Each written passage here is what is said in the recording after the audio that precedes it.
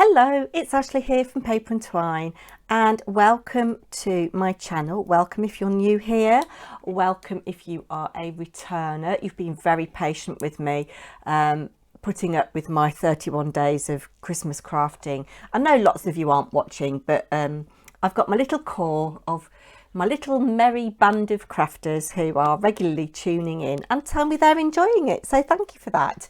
Consequently, because I'm so bogged down with that particular endeavour, I am so behind with other things and I must apologise, but that is life.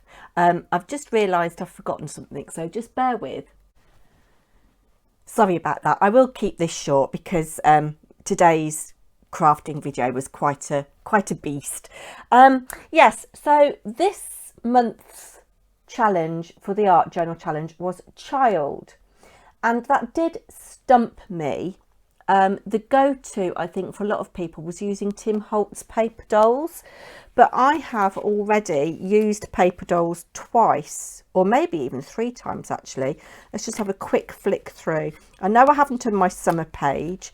Look how chunky that was. And then my nature page, Halloween. Yes, I used a paper doll here on the, I think this is steampunk. And I used paper dolls on the vintage, so obviously I didn't want to use them again, and I had been influenced by other people, I guess, and for this month, for fairy, I'm not going to watch any of the videos until I've done my page. So what could I do? What could I do? I hadn't got any stamps that were appropriate for child really, unless I did a teddy bear.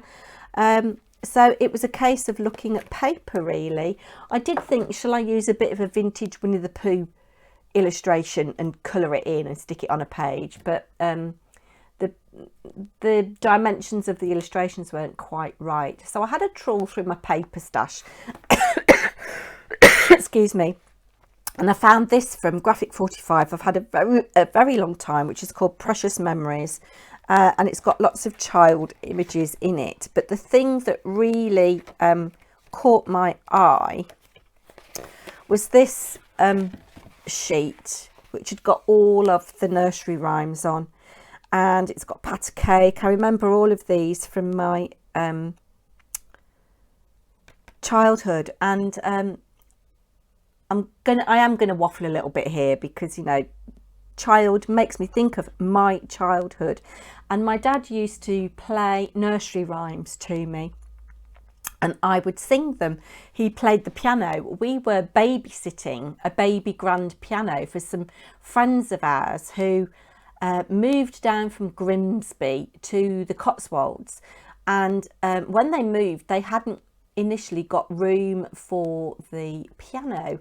I don't know why, because their house is massive, but anyway, they hadn't got room for the piano and asked my mum and dad if they would look after it. And my mum and dad's house was kind of like, I don't know, a 1940s 1950s house, quite small, and it was squeezed in our dining room.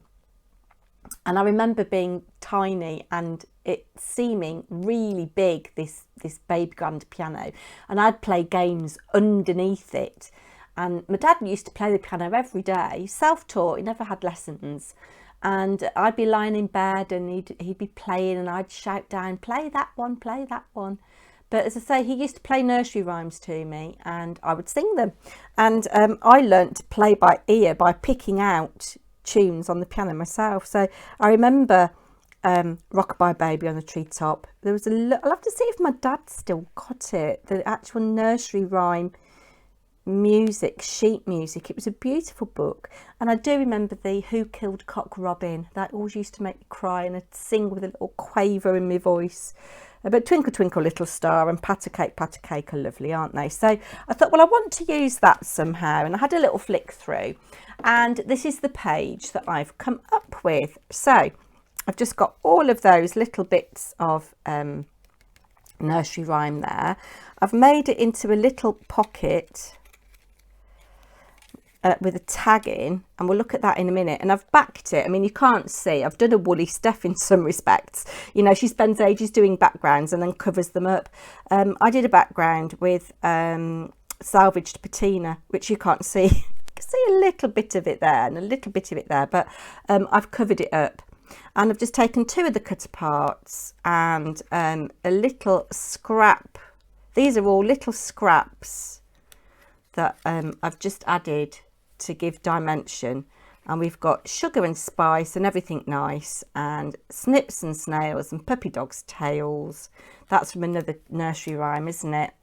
And the other thing I remember from my childhood is paper dolls, playing with paper dolls and cutting all the outfits out from magazines. Do you remember that?